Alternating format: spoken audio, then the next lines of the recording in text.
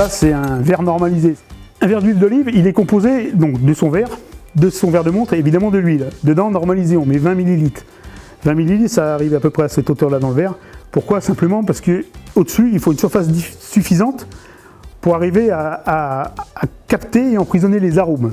On chauffe à 28 degrés, justement, pour dépasser ce point d'ébullition et faire monter les arômes ici. Donc c'est chauffé à 28 degrés.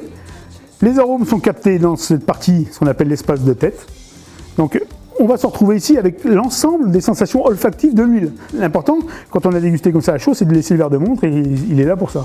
Donc vous prenez le verre de montre, vous la posez comme ça, vous l'inclinez, vous tournez, ce qui fait que l'huile vient napper complètement le tour du verre, donc avec un peu d'habitude, ça se fait très vite. Alors, la première chose à faire, c'est ce qu'on dit, c'est l'olfaction, donc on sent. Et là déjà, vous avez la moitié des informations sur le fruité, sur le type et sur les défauts. Et après on goûte.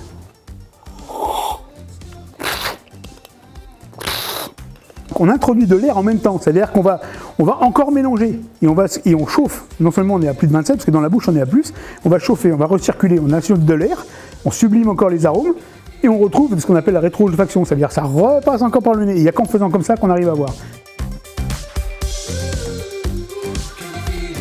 Il faut savoir qu'on arrive à déterminer des profils d'huile.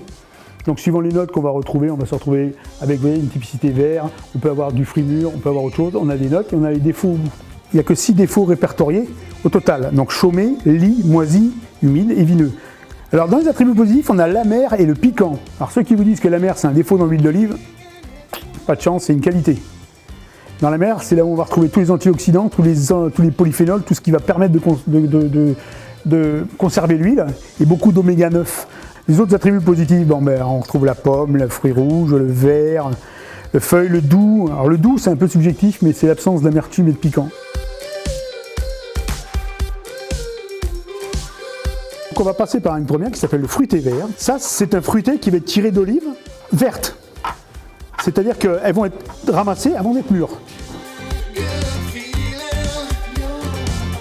Ça c'est un fruité qui va vous permettre d'être un peu plus doux. C'est encore plus rond, et pourquoi? Parce que c'est encore plus poussé. Il y a une odeur de cassis, de fruits rouges, et quelque chose qui est très rond, où il n'y a pas d'amertume.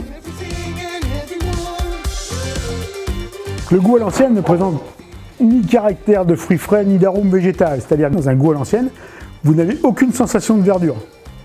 Pas de sensation végétale, pas de sensation d'herbe, rien, pas d'artichaut, pas de ce genre de sensation vraiment végétale. Là, c'est rien.